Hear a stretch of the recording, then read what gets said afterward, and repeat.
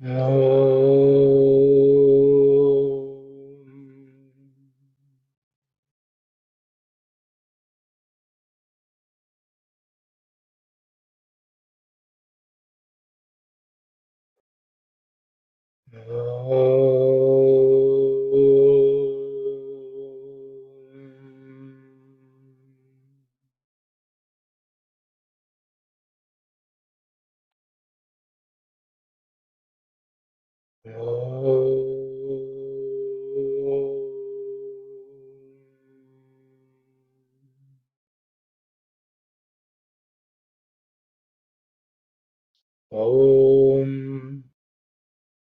सहनाववतु सहनौ भुनक्तु सह वीर्यं करवावहै तेजस्विनावधीतमस्तु मा विद्विषावहै ॐ शान्ति शान्ति शान्तिः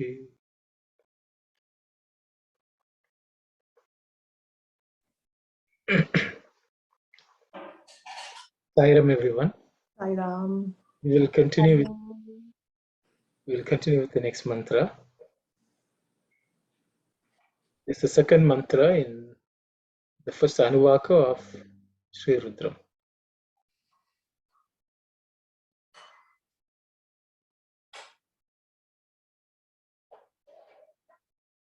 Sri Rudradhyaye Prathamo Anuvakaha. That's the first Anuvaka of Sri Rudram. Mantra number 2.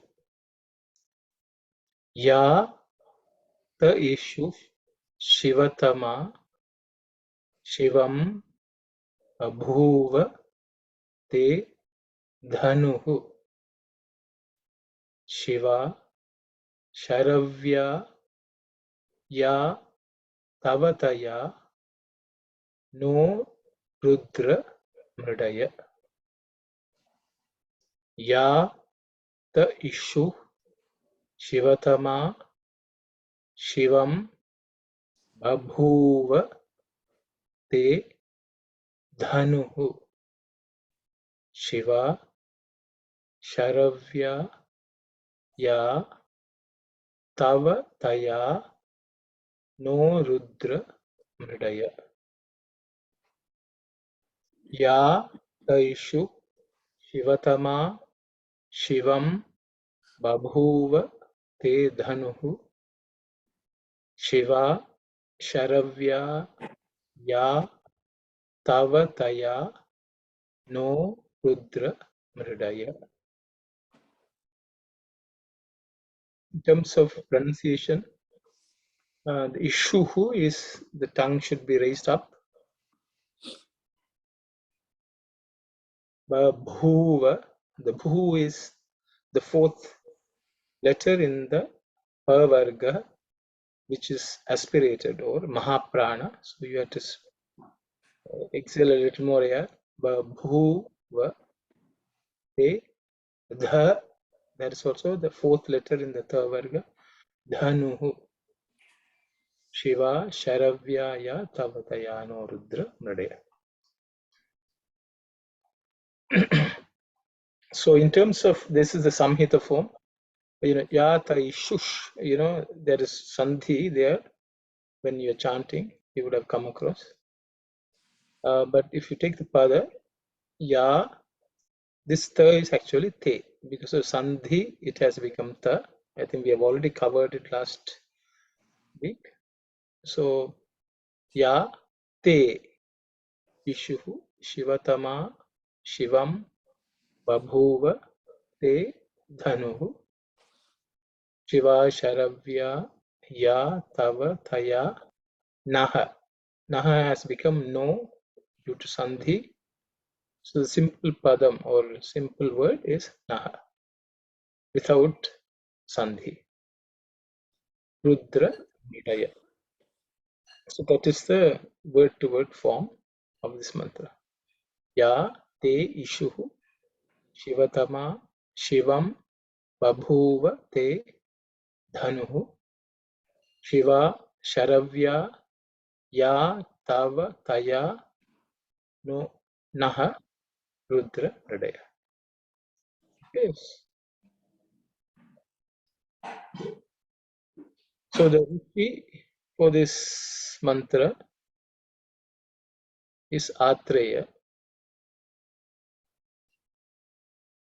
and the Chandas is Anushtup, just the way we saw last week, which is basically 32 matras, so 32 counts. And the Devata Shambhu. Shambhu is the form of Shiva, who is very calm, peaceful, easily pleased. That is Shambhu. Okay.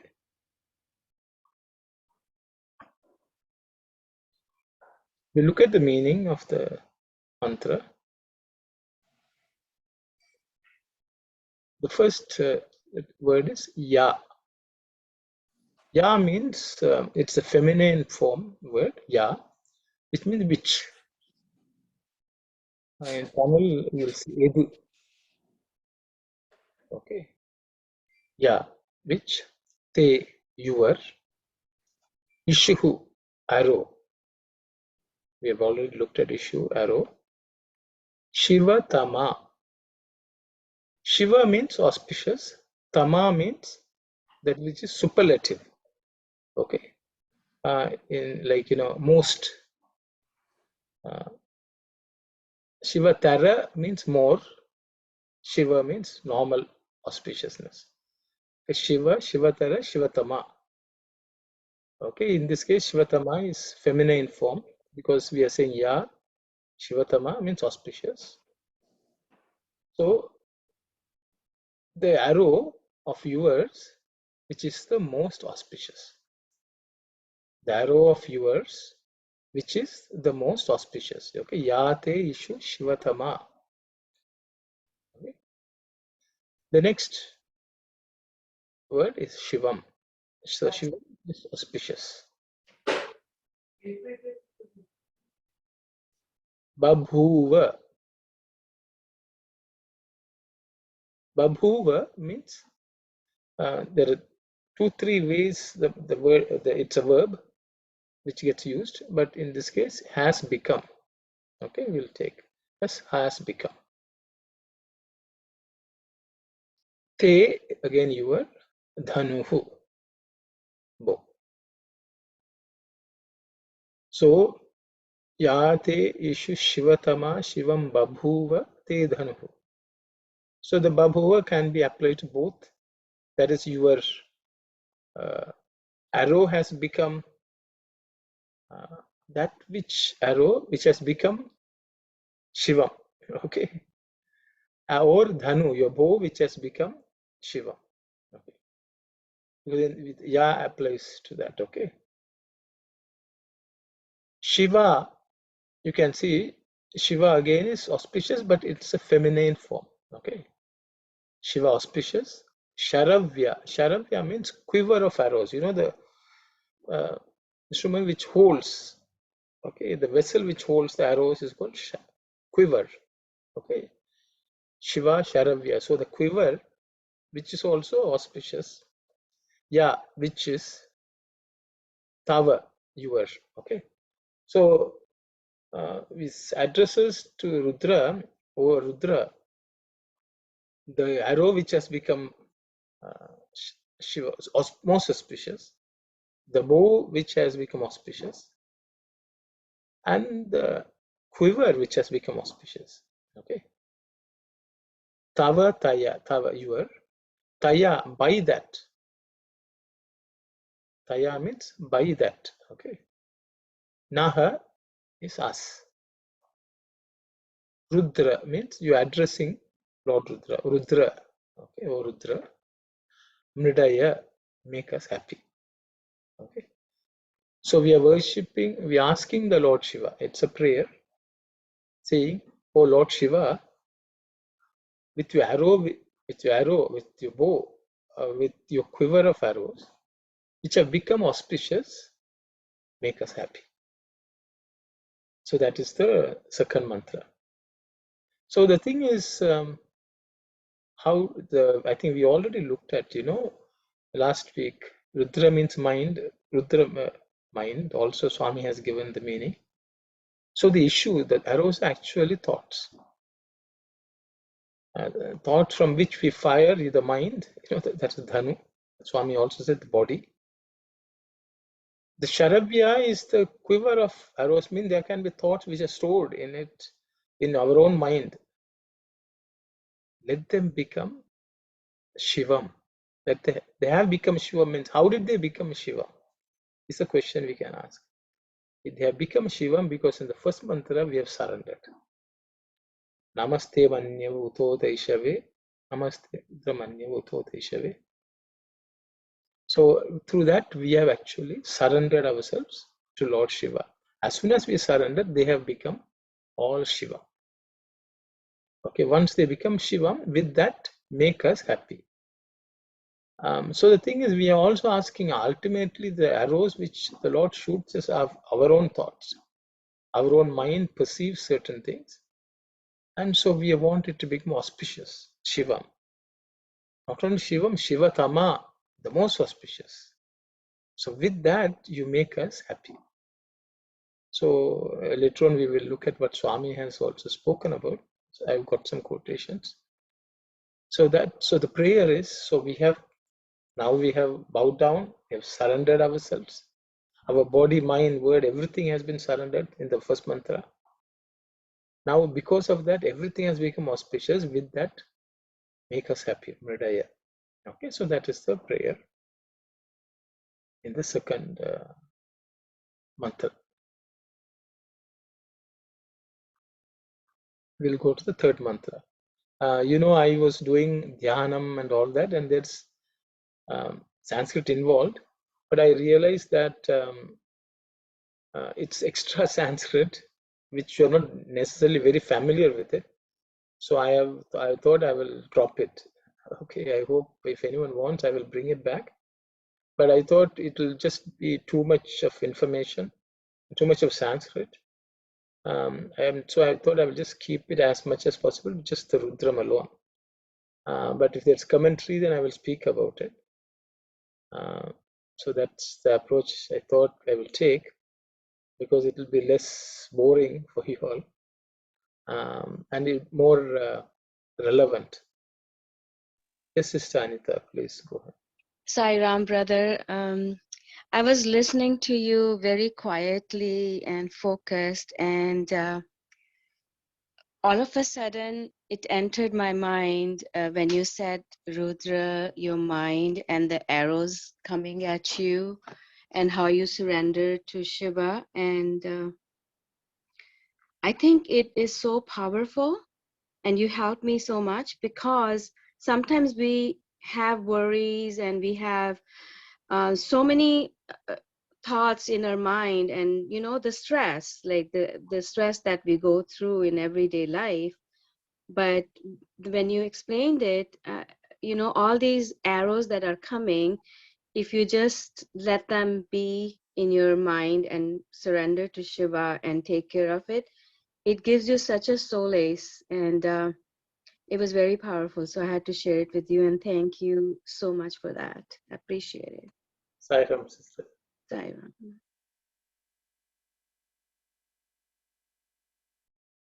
Yes, Mridaya, actually, brothers, make us happy. It is a request, brother. Listen, make us happy. It is. Okay, thank you. Because somewhere else, someone told them Mridaya is another name for Shiva.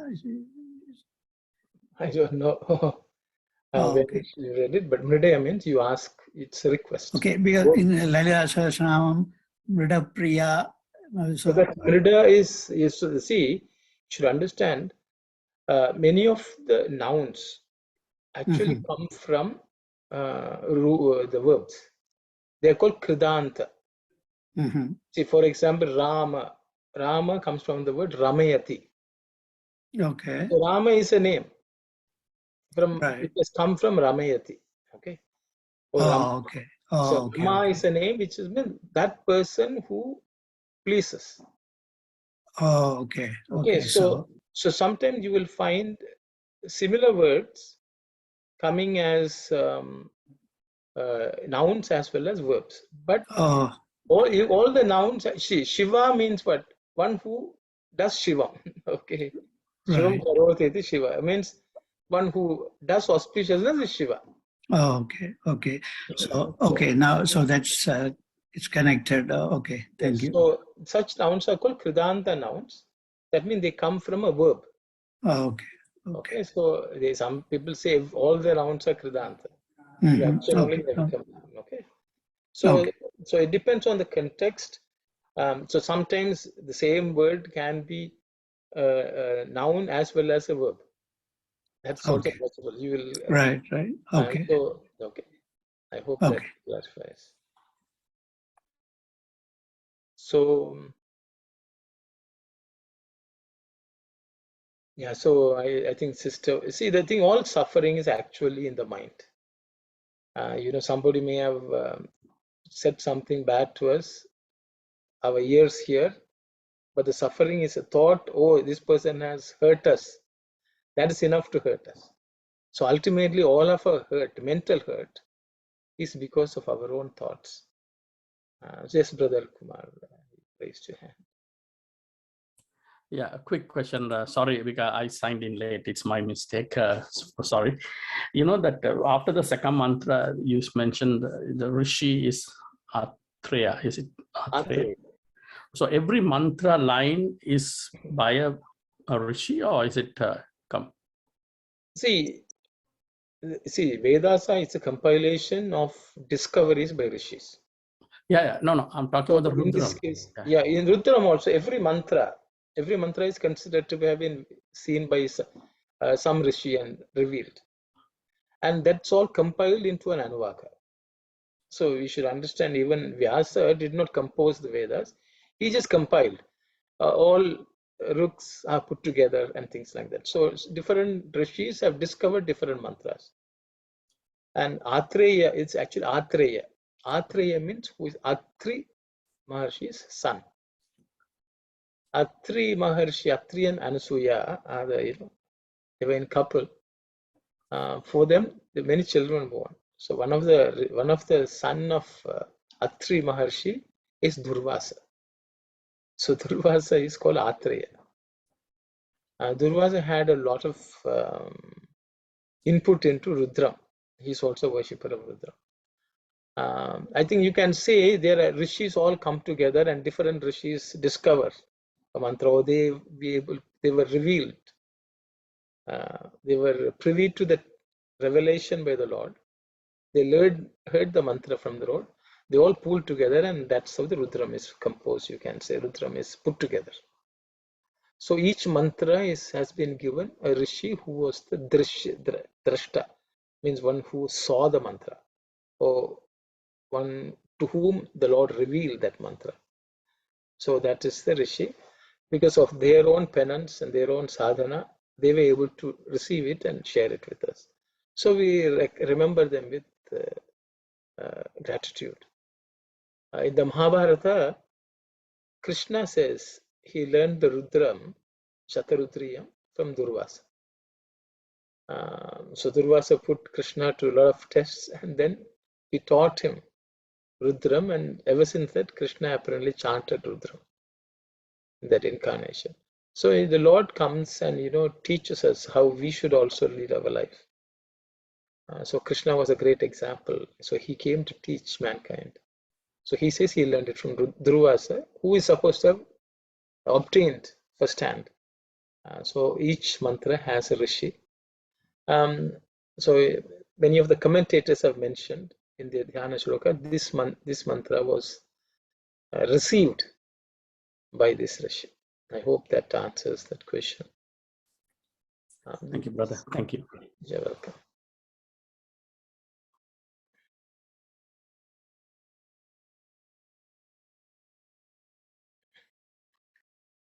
Okay, I think Kalyani says Dhyana Shloka will be good. So maybe I will reintroduce.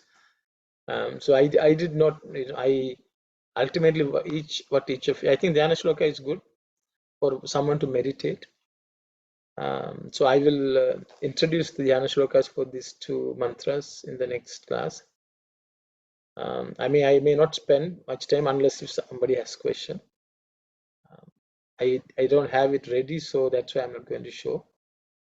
But I wasn't too sure.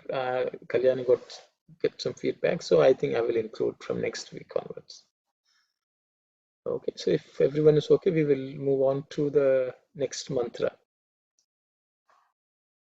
So this is the third mantra. So in the Samhita form, that's the form in which we usually chant. Ya te Rudra Shiva Tanu Raghora Papakashini. Ya te Rudra Shiva Tanu Raghora Papakashini.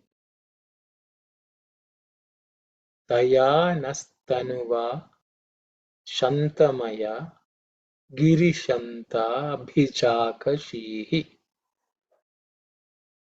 I will read second time. Yate Rudra Shiva Tanu Raghora Papakashini. Taya Nastanuva Shantamaya Girishanta Bhichakashihi.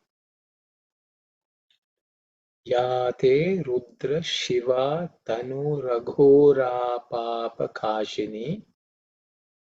Taya Nastanuva Shantamaya Girishanta Bhichakashihi.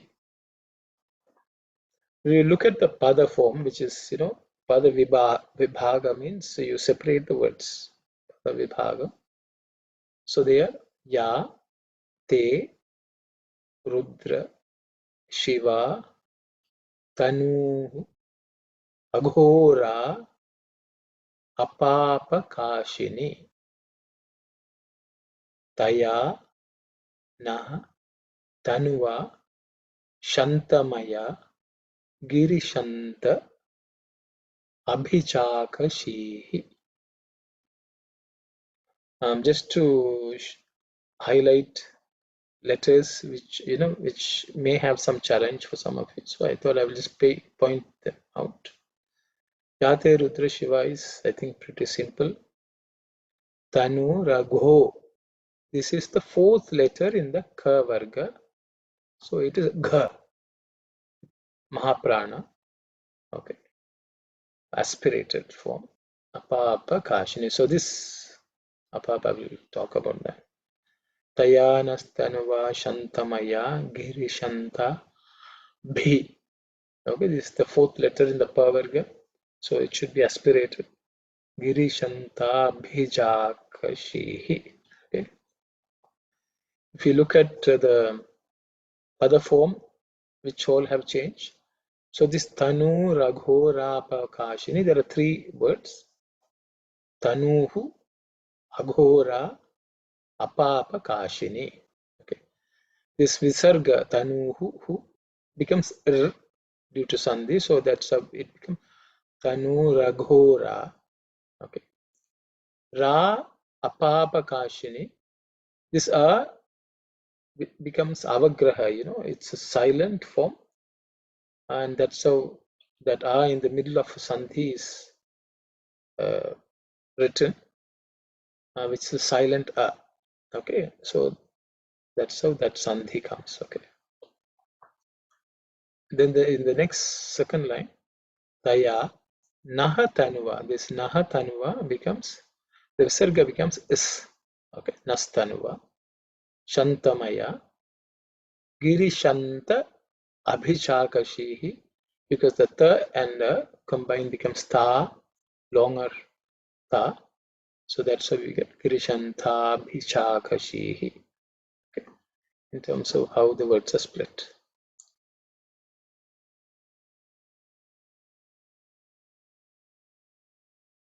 So the Rishi to whom this mantra was revealed is Kashyapa. Okay, who heard from the Lord. Kashyapa Rishi heard from the Lord this mantra. Chandas is Swaradhanushtu. Okay, so there are a couple of ways commentators have spoken. So I went with Bhattavaskara. Swarad Anushtup, he says there are 2 additional matras in this. So if you count one of them, see there are 4 eights supposed to be 8, 8, 8, 8, which is Anushtup Chantaras. So that becomes 32. But in this case, one of the set is 10. So there are 2 additional matras which have come in that chandas. So that chandas is called Swarad Anushtup. Okay. The Devata is Shambhu.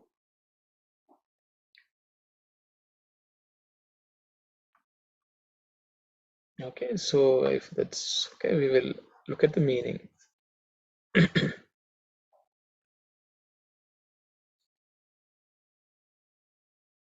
think we have already looked at the word Ya. Ya means which. Te is your. Rudra means oh Rudra, you are addressing Lord Rudra. Ya te Rudra. Shiva Tanu Aghora. Oh, sorry.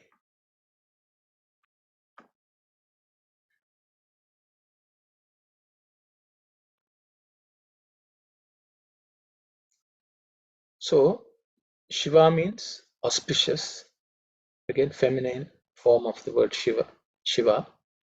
Tanuhu, your body, the form. Okay.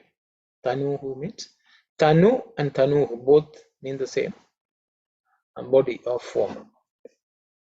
Aghora, which is that non-terrifying. So there's the concept of ghora means that is terrifying. It's scary to look at. Okay, infusing fear, a terrible form. Ghora. Aghora means which is non-terrifying. Okay, which is opposite of terrifying. Apapakashini. Okay, it's a very it's a compound word. So if we can still break it into apapa. Papa means all of us know it is sin. Apapa means opposite of sin. Okay. Apapa, no sin. Kashini means light. I think all of you know Kashi. In Banaras, there is Kashi. Kashi means light. So you would have come across the word Kasha, like Prakasha. That means there's effulgence. Okay. So the light spreading out is Prakasha. So Kashi means light. That's how Banaras is called. Varanasi or Banaras is called Kashi Kshetra. That means the Kshetram, the temple which is light, pure light. Or where the Lord resides as light, Jyoti, Kashini. Apapa Kashini means that light which is sinless also, you can say. Or the light which removes sin, Apapam, makes everything without sin. Okay, that's also another meaning. You can say knowledge removes all darkness, all sin. Because the ultimate sin is to know that, think that we are the body. When you realize that you are the divine, you are Atman, that is knowledge, that is light, it removes all sins. So Apapa Kashini means the light which is sinless, which is capable of removing all sins, Apapa Kashini. Okay. Taya, by that, Naha, us. Tanuva, or that by, what is the Taya? Tanuva, through that body. Okay, so the Tanu is a feminine form is given. Okay, so Taya Tanuva. Okay, Taya Tanuva, by that form, or by that body. What is that body? Which is Aghora, non-terrifying, Apapakaya, which is capable of removing all sins. Okay. Shantamaya. Shantamaya, which is given filled with peace. Shanta means peace. Shanta also means joy. Anandam. Okay. That is, I think, in a couple of discourses of Swami, Swami is saying Shanta means Ananda. So one is filled with Ananda, joy, which is peace. See, peace comes only when there is joy. And so Shantamaya, that what is his form? It's full of peace, full of joy, full of Ananda. Shantamaya. Giri Shanta. So Giri is mountain. Okay, that's the meaning I've given. Shanta means peace. So it is a mountain of joy, mountain of peace. Prashanti Nilayam, you can say. So Giri Shanta. Okay. Why Giri? Because a mountain doesn't shake. It's steady, firm, lasting for long. All that is meant by Giri, which is mountain. People say Kailash mountain is Giri Shanta. It's it's pure, white, shining like a golden when the sunlight. I think at different points in time it looks like a light, a mountain of light, golden color. So that fills one with joy. So that is why Kailash is worshipped as Shiva himself, because the Lord is Kailash. Okay, who is Shantamaya, who is full of joy, full of peace. That is the pilgrimage to Kailash is considered that. Pilgrimage to that state of mind where we are filled with peace. But that's an external manifestation. And you go and worship that so that inside our mind also becomes that. Then Kailash, the Lord resides in Kailash. Abhichaka Shihi. Abhichaksha means the eyes which reveal. Okay. It also can mean you reveal yourself means the Lord can reveal, the Lord can also look. Okay. Both meanings can be attributed to this. But I've said reveal or manifest. So we are praying to the Lord, oh Lord, oh Rudra. Okay. By that Shiva Tanu. Okay. Ya Shiva Tanu. Or your form, which is Shiva. Okay. Whichever is that auspicious form, which is Aghora, which is non-terrifying, the opposite of terrifying. Apapakashini, which is capable of removing all sins. A light, which is capable of removing all sins. Taya, through that. Okay. Taya. Naha us, by that form, Tanuva, Shantamaya, which is filled with joy and peace. Girishanda, that is like a mountain which doesn't move. Abhichaka Shihi. Okay, this is a set of meaning. So I've just given a summary, O Rudra, by your auspicious form, which is non-terrifying, and light that removes sin. By that form filled with peace and joy, reveal that mountain of peace. And reveal yourself as a mountain of peace, as Kailash. So that is one set of meaning. The word Giri also has the meaning Vedas. Okay. So Vedas, which are filled with Shanta, joy, knowledge. Okay. Reveal that to us also is a meaning which is commentators have given. So that Veda, that knowledge which is residing in the Vedas, reveal that to us is also a prayer to Shiva. Because every word, even these words are actually Apapakashini, they are Girishanta. Okay. So the prayer to the Lord is, oh Lord, you are so auspicious. You are capable, you are pleasing, Aghora. You are not terrifying. And you remove all sins. You are the light. In that form, you reveal us all knowledge. Because so the Veda is the one which removes all knowledge, ignorance. Apapakashini is Veda. That is Aghora, which is pleasant, which removes all Ghora. So we ask, can be also prayer, please reveal us, okay? That light, remove that ignorance, remove all sins. So that is the prayer. Many people consider this mantra as a Gayatri also. They say it's a form of Gayatri, and people just chant this. It's considered one of the most powerful mantras of Anuvaka 1. Yate Rudra Shiva Thanu Raghora Papakashini Tayanas Shantamaya Girishanta Bhichakashihi. Okay. So this mantra, see, this mantra is so important. There is Upanishad called Shvetashvataro Upanishad. Shvetashvataro Upanishad. Shvet, that is part of the Krishna Yajurveda, Taittiriya Shaka.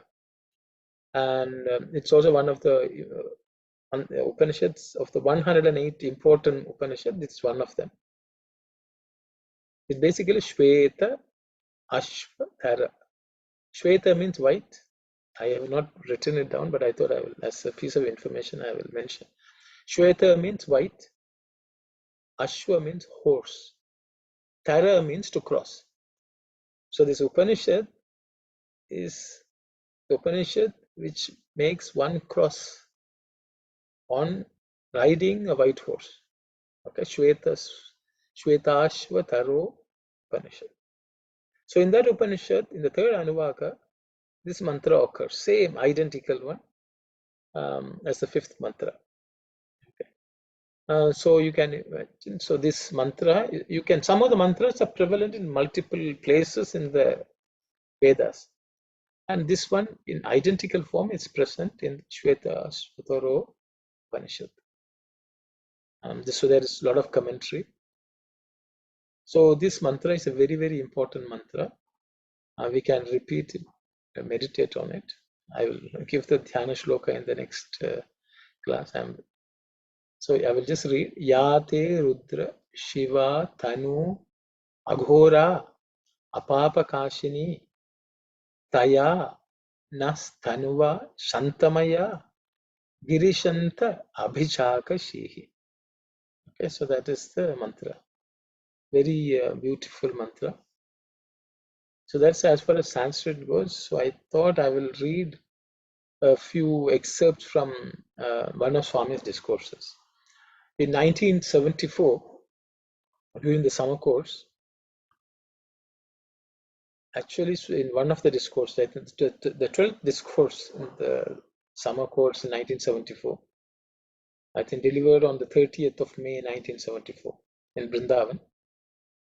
In his discourse, Swami is actually quoting this mantra as part of the discourse. He says, Yate Rudra. So I'll just read it. Yate Rudra Shiva Tanu Raghora Apapa Kashini. Swami says, the Prajapati, who is the divine inspirer of the Vedas, has two natures and names, two forms and features. The terrible known as Rudra, the tender known as Shiva. When the Narasimha incarnation of God, human with the head of a lion, emerged from the pillar in the audience hall of Hiranyakashipu, Prahlada, the little son, saw him as tender, charming, and compassionate, for he was saturated with devotion to God. But the father, who ignored God and dared to insult him and injure his devotees, saw before him a terror-striking form of total destruction, while Prahlada sang and danced in ecstasy. Hiranyakashipu shivered and shook in fear. So Swami, always brings this scene of Prahlada and Hiranyakashipu and Narasimha appearing.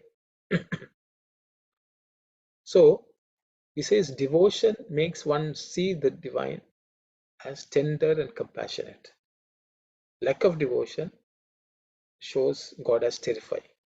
So that's why in our first mantra, once you surrender to the Lord, Namaste Manyava Rudra, Tote Ishave Namaha, Namaste Asdhanvane Bahubhyam Utate Namaha.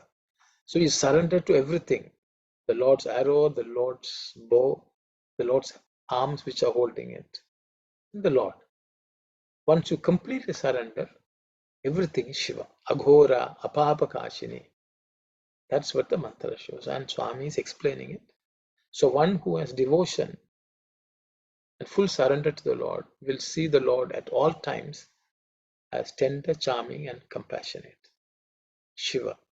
Okay, so that's Swami has said. Then Swami goes on to say, it is therefore clear that man visualizes in the one God the two opposites of terror and tenderness, reflections of his own mental makeup. So he says, because of our own mental makeup, we will see the Lord as either terror striking or tender, which is what I think we were discussing, and I think Sister Anita also mentioned. It's our own thoughts which decide what our perception of this world is, whether we suffer or we are happy. The one God manifests himself in these two aspects so that the world may be sustained and fostered, improved and cleansed.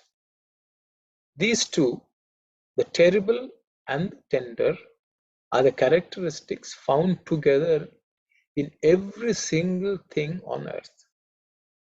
For are not they all parts of the self same God? So Swami is saying this aspect of terrible and tender are the characteristics found in every single thing on earth.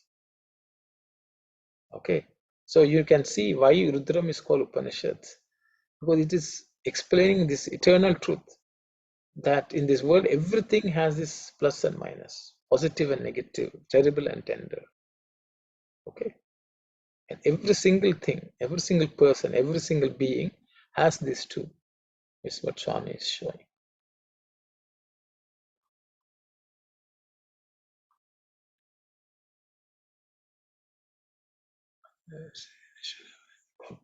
Okay. So then Swami actually uses the word annam. Okay, but I will just read it and then we will discuss. Take the articles of food. It has the Shivam aspect when taken in intelligently and in moderate quantities. It can also be Rudram or devastating in its effects if taken unintelligently and in excess. Everything or thought that obstructs the surge of Ananda, divine bliss, every such situation, experience, idea is Rudra. I will just remove, in the translation in this, they have put H's, which actually, can slightly give a different meaning. So I'll just remove the H in the translation, how they have transcription of the word.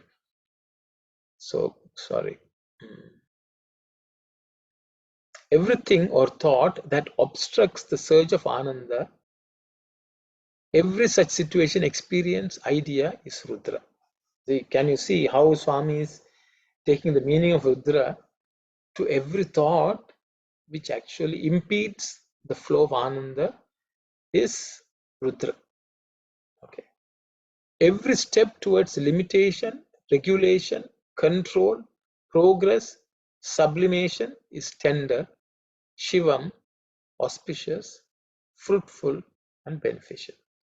So Swami is giving the word. One second. I think I'll let explain. Okay. So if you take the word annam, which is what Swami is actually, if you listen to the audio version, you will see. Swami says the word annam comes from the root ad. So adyate, ad means that which is eaten. Adyate means you eat and it nourishes. Atti means that eats you. Adyate means that which is worthy of eating is adyate. So Swami says annam, food, has this ability where you can eat it or it will eat you. Atti means so it can eat you and you can also eat it. So that is the meaning of annam. So as we eat annam or rice, food, that nourishes us. So you are eating it. But at some point, it will start eating you. So that's called annam. So that's why Swami is saying everything, when taken properly, with the right attitude, with the right level of discrimination, becomes beneficial, which is Shivam. But if it is indiscriminately taken, unintelligently, or in excess, that will start eating you. So every disease actually we have is because of food. Food can either be medicine or it can be poison. Swami has spoken about it a lot. So he's giving, because Swami mentioned in the discourse, in this world, every small thing has this Shivam aspect as well as Ghora aspect. This how we deal with it determines what we perceive from it. So everything in this world has this aspect, is what Swami says. Okay, so we'll go to the next. Because I thought I will spend a lot more time with it, because it's a nice commentary on what we have read, the way I understand, because Swami took this mantra and he's explained the whole discourse. I didn't reproduce the entire discourse. You can go and read it. It is available in Sathya Sai Speaks, I think in one of the volumes. It has a 35th discourse, I think. Or you can go and read the Summer Showers, 1974, I think the 12th discourse, the Summer Showers. This is the disadvantages, both of them are abridged versions, but the audio is also available if you want to listen to. The way you will get the full one. So I basically took quite a bit of a few paragraphs from that discourse to read, because I thought that is Swami's way of explaining this mantra. So it is appropriate that we read that and contemplate on it. Okay, so that's the reason I have done. I hope that's okay, because rather than me talking about it, I thought I will put Swami's explanation of this mantra. Okay.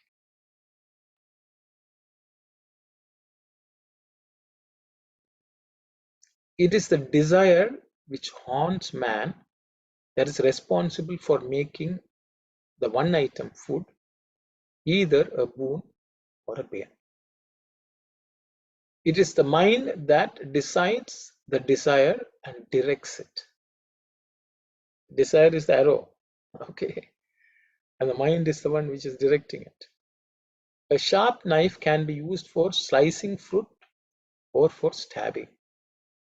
In the hands of a surgeon, it can save a life rather than destroy one. The mind can liberate you from bondage or bind you more tightly with the objective world. It can be Ghora or Aghora. God is omnipresent, the inner motivator in every single being.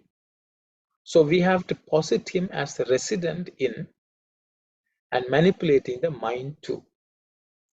When he manipulates it to our benefit, we call him Shiva.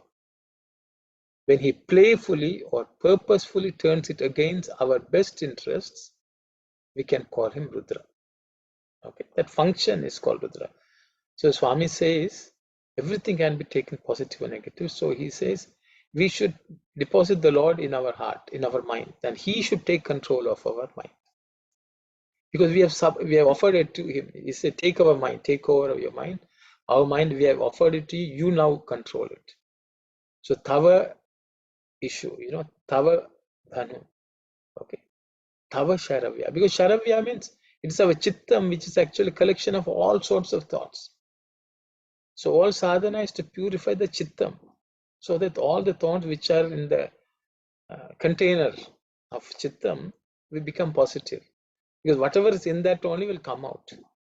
So this mantra is a prayer to the Lord, let everything become auspicious by us surrendering to you. So Swami says, then that becomes Rudra. It is not in this translation, but if you listen to the audio, Swami says, the Ghora Aghora, this duality of terrible and non-terrible, is only external. When we see duality, he says in the unity, where we see everything as one, the Lord, it becomes Shiva. The Shivam is when everything is united and there's only one thing. When there is two, you will always see it as Ghora Aghora. That Swami says in his. So if you can say the entire Rudram is understanding in this world, there is Ghora and Aghora. And the whole, we surrender to the Lord so that we only see that unity of the Lord as one thing, Advaita, which is Shiva. So that is explained in this mantra. Okay.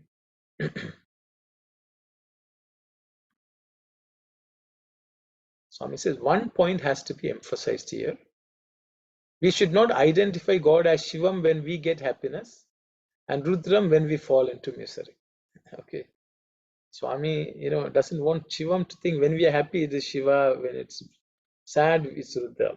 He doesn't want us to think that. Okay, because the Lord is one. Okay. It is how we perceive whether it's Rudra as Shiva, it's our own mind. For happiness and misery are not two distinct experiences. The absence of one is the presence of the other. Each is inextricably intertwined with the other. Undiluted happiness is a chimera. That's, it cannot be, it's only imaginary view, a mirage. Pleasure is the interval between two moments of pain. Pain is the gap between two moments of pleasure. Okay. So Swami explains that pain and pleasure is part of this world, in the external world. Move away from the external to the internal. There you only experience Shiva. There you completely surrender everything. Then your thoughts, arrows, the chitta, the quiver of arrows, everything will become auspicious. And that is what this mantra gives us. Okay, so that's all I had for today. I'm sorry, maybe it's too short. Maybe if I had added the Dhyana shlokas, it would have filled. So I will pause here if there are questions. If you all feel, yes, Kalyani, please go ahead. Oh, Sai Ram, Uncle. A couple of times you mentioned, like, for example, in the first, I guess the first slide, you had said how Shivam, so in one form, Shivam is masculine and then Shivatama is feminine. So does that mean like the arrow is feminine and the bow is masculine? Is that why? Yes, you can see the Shiva, it's an adjective, it's used as auspiciousness. So it either can be used as, you can use it in three ways: masculine, feminine, or napumsakali, which is neuter gender. It can be used as an adjective depending on what the word you are describing. So as you can see, issue, the arrow is actually given a feminine form because yata issue. Okay, but dhanuhu is given Shivam. Okay, so one is, so I looked at it because dhanu is the bow which does not move. The arrow moves.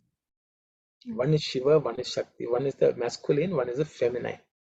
Okay. Okay, that which moves is issue. Dhanu is just staying. It's static. But from that only the issue goes. So, they have used certain, I think how they perceived it as a Shakti manifestation, it's active. So that is given a feminine. So, we can't use gender, but it gives a certain aspect of that principle. So wherever something that's movement, where there's action, it's always given the feminine form because it's Shakti. Shiva is, Shivam is, he just stands static. It's a potentiality ready to come out as Shakti. And if you look at the Dhyana Shlokam, in every Dhyana Shlokam, they say Shiva with Shakti as the other half, as better half, things like that. Shiva and Shakti half. So actually in the Dhyana Shloka, that's the way it's mentioned. I typed it and I thought, I'm just interested in it, but I don't know how many are interested. So I struck it out. So in the Dhyana Shloka, that Shiva with Shakti, you visualize him as this beneficent Lord who is, distributing, who is spreading light and joy to the world. And that's what, you should meditate on. So the bow and arrow, they're Shiva and Shakti. Okay, so that's the way the rishis, and as soon as they saw that, they went into bliss, mridaya, so that I hope that answers your question. Yes. So just like in the Sanskrit language, like anywhere, like all the nouns are assigned a masculine or feminine? Yes. They can either be masculine, feminine, or neuter. Or neuter, okay. Means it does not have, like tat, means that. In, if there's argument in many religions, is God a man or a woman and all that. If you go to India, you have men gods, you have female gods, and you have neuter gods like tat. Oh, they don't have any gender. They go transcend the gender. The gender is only in the dual world. So tat, Brahman, Bhagavat. So they give a lot of words which have given a neutral gender, which transcends that duality. Okay, so all can be present, and I think Rishis described in many ways how they perceived, how they discovered. So you will find all three. And then the Sharavya, that's also feminine? Yes. Shiva, is again from that word, that it is akara, okay, strilinga, feminine. And then the other, where it says, I think you said Tanu is masculine, and then Tanuva. So Dhanuhu is used here, but Oh, sorry, I meant Tanu, the body. So here, so we come here, okay? Yes. Here, Shivam Babhuva Te Dhanuhu. Oh no. Yes, this one. Yeah. Okay, so here Tanuva. Mm-hmm. Okay, Taya, again feminine. But in the first half, that Tanu, that's masculine? Yes, here also. Yate Rudra Shiva Tanu. Oh, As soon okay. as you put Shiva, Aghora, Apapakashini, you can see all of them are feminine. Oh, okay. Okay, so it is, Ya, as soon as you say Ya means feminine. Oh. Yaha means Visarga, Yaha is masculine. Okay, Yat means neutral. Okay. Okay, Yat, Yaha, Ya. Yaha, it means then it's masculine. Ya means feminine. Yat means neuter. Okay. So they have given a feminine energy to these words. See, the body can be feminine, body can be masculine. So, in Veda, you will find it transcends, that's why the energy which comes out, the mantras also have their own effect. It's a science by itself, only the rishis can reveal. We can only see bits and pieces. Whatever I have sort of tried to understand, I am sharing. I hope that's okay. Oh, But so one grammatically, ya means feminine. feminine. Okay, okay. So, but so my question is like the word body itself, like is that always feminine or sometimes it's masculine as I well? think some of them are ubhaya use, but I have not studied it. Then it can be, because there are many words which can be masculine or feminine. Oh, okay. Okay, Okay. so that is also possible. Okay, depends on the usage, I understand.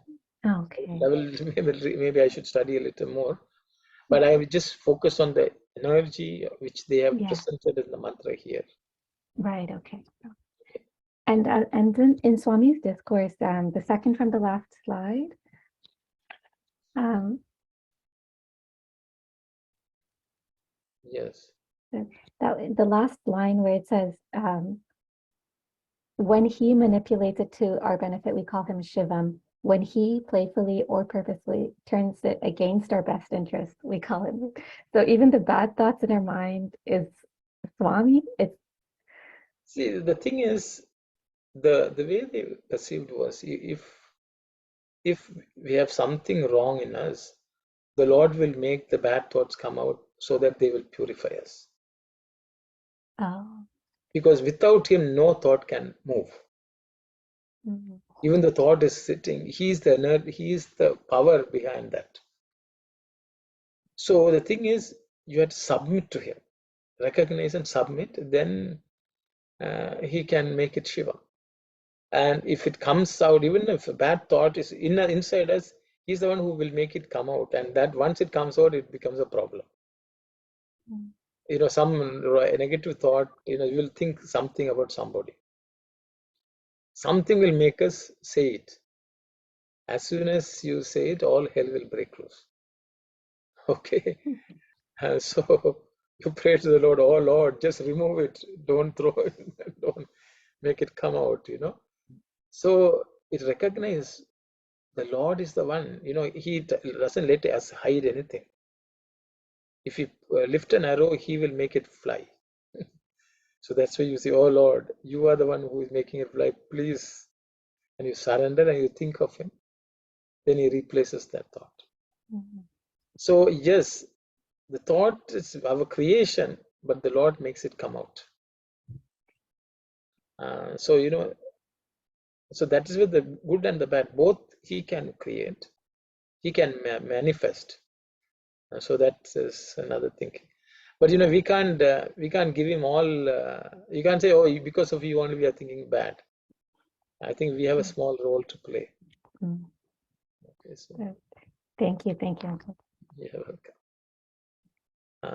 I think, yes, brother Vimal is. Sorry, I thought Kumar was before me. Yes, I will ask him. I think Oh. he dropped his hand himself. Oh, okay. I just just to know that no, you said some word for that. No, when I asked about Mridaya, so Mridapriya, so that you said some word which no, that the verb become noun or whatever, Kridanta, yes. Kridanda. Yes. Oh, okay. And you said another example, Ramam, is it? No, Yeah, see, for example, Rama, the word Rama, name Rama, comes from the word Ramayati, means one Ramayati. places. Oh, okay. Shivam also is actually a Kridanta, because one who makes things auspicious is Shiva.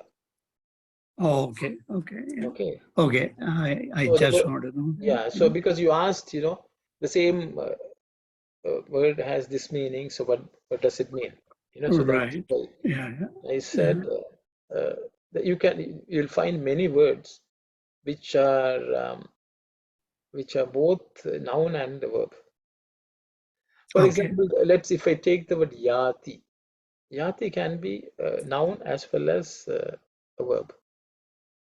Depends where it is. Okay, so things like that is possible in Sanskrit. So then you have to look at the context and say, okay, this is what the usage is.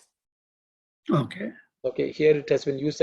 See, for example, if you take even in English, these are called gerunds in English. For example, playing. So playing can be a verb. So that kid is playing. You can also say playing is good. There you are used as a noun, even though it's a verb. Oh, okay, okay. So the Right. technical term in English is called gerund, G-R-U-N-D.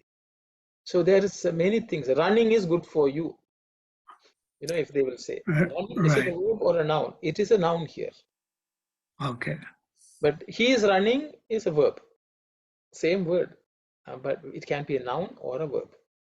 So similar thing is possible. Sanskrit. Okay. Okay. I got it now. Okay. Thank you. You're welcome. Oh, samastaloka sukhino bhavantu. Samastaloka sukhino bhavantu. Samastaloka sukhino bhavantu.